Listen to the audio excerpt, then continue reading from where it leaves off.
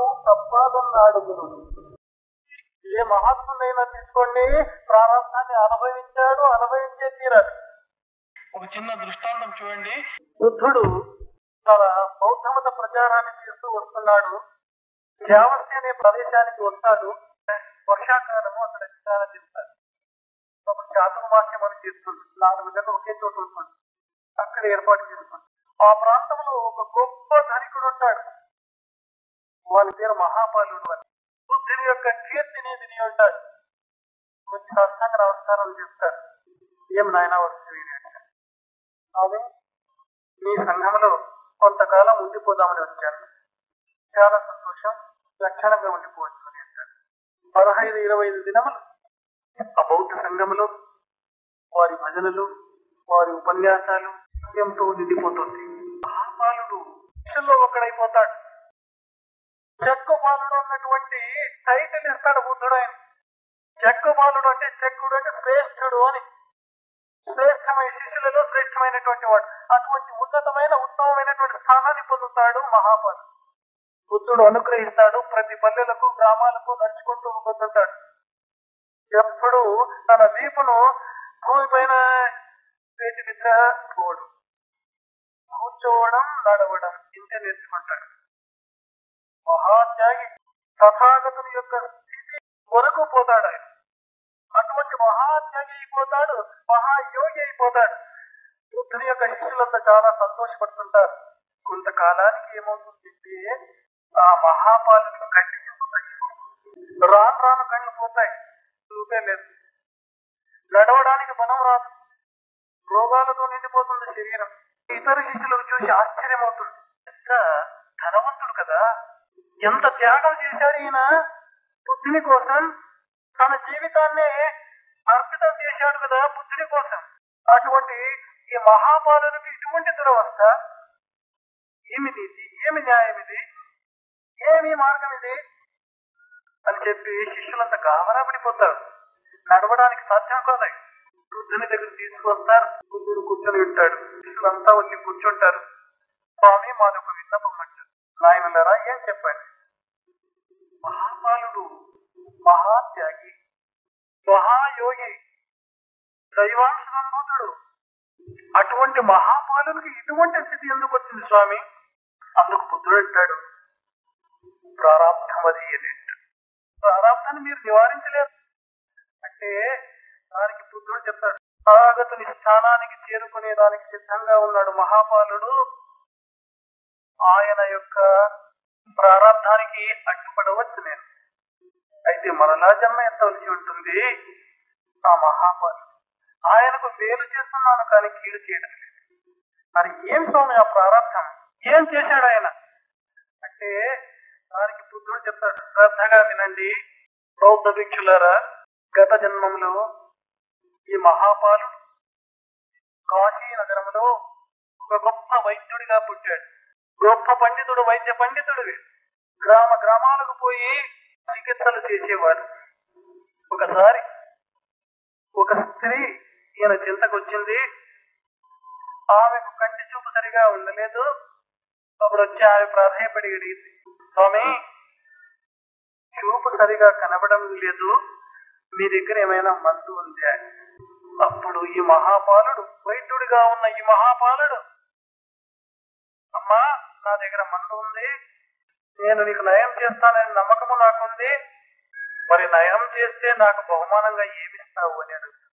అందుకు ఆమె, స్వామి, నేను నా పిల్లలు నీకు దాసులైపడి ఉంటాము అని చెప్పి మాట ఇస్తాడు. చాలా సంతోషంగా ఆయన మూలిక తెచ్చి ఇస్తాడు. అమ్మా, దీన్ని కళ్ళు ఇస్తూ 21 రోజుల వాడు బాగైపోతాయి కళ్ళు. ఆమె అదే రీతిగా వాడుతూ ఉంటుంది. కళ్ళు దినదినానికి బాగైపోతుంది. బాగైన తర్వాత ఆలోచన చేస్తుంది ఆమె, అయ్యో, ఆ వైద్యుడు వస్తాడు కదా, ఎలా ఉంది అని అడుగుతాడు.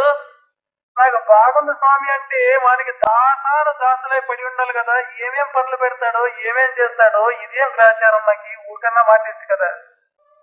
ఏం దాటే వరకే గంగమ్మ గంగమ్మ అంట. రాజ్యం క్లీన్. ఆ రీతిగా ఆమె అనుకునేది. దానికి ప్లాన్ వేసుకుంటూ కూర్చొనింది. ఆలోచన చేసింది, సరే రాని ఏదో ఒకటి చెప్తాం.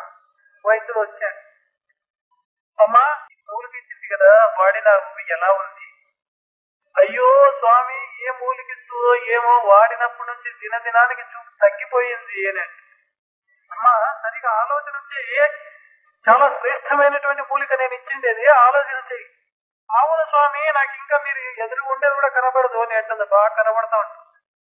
ఆలోచన చేస్తాడు ఆ వైద్యుడు. ఈమె నాకు మోసం చేసింది, మోసాన్ని మోసం చేతనే జయించాలి, ముళ్ళును ముళ్ళుతోనే తీయాలి, వజ్రాన్ని వజ్రంతోనే కోయాలి. అప్పుడు అంటాడమ్మా, ఇంకా ఒక శ్రేష్టమైనటువంటి మూలిక నా దగ్గర ఉంది, తెచ్చిస్తాను, దాన్ని వాడు. అది 21 రోజులు వాడే పని లేదు, ఒకే రోజులు బాగవుతుంది అంటే. చాలా సంతోషం స్వామి, తీసుకురండి. ఏమో ఆ శంకరం బాగు కనబడతాయేమో అని భయంకరమైనటువంటి మూలిక తీసుకువస్తాడు, ఇస్తాడు, నిన్ను వాడమ్మా. ఆ రోజు వేసుకుంటుంది, ఆ రోజు కండ్లు పోయింది. ఒకే రోజు కండ్లు కనబడు. బుద్ధుడు ఎంతవరకు చెప్పి, గత జన్మలో ఆ స్త్రీకి చేసినటువంటి దోషము వల్ల, ఆ అన్యాయం వల్ల ఆ కర్మ వెంటాడి వచ్చింది నీడలాగా. కాబట్టి ఈ మహాపాలునికి ఈ రీతిగా ఈ ప్రారాబ్ధం అనుభవించి తీరాలి. అది వెంటబడింది. ఆశ్చర్యమైపోతుంది బౌద్ధ భిక్షువులు. నిజము స్వామి, ప్రారాబ్ధం అనుభవించే తీరాలి. ఇటువంటి ప్రారాబ్ధం ఎవరికీ విడవలేదు. మీరు అనుకోవచ్చు, మహా తపశక్తి సంపన్నులు, యోగులు, అటువంటి వాళ్లకు కూడా ఈ ప్రారంభం తప్పలేదు, తప్పించుకోలేదు వాళ్ళు. అదే బుద్ధుడు, లక్షలాది మంది బౌద్ధ భిక్షులను తయారు చేసినటువంటి బుద్ధుడు కడుపులో రాజపుట్టు పుడుతుంది. 3 సంవత్సరాలు విలవిల తన్నుకొని చనిపోతాడు.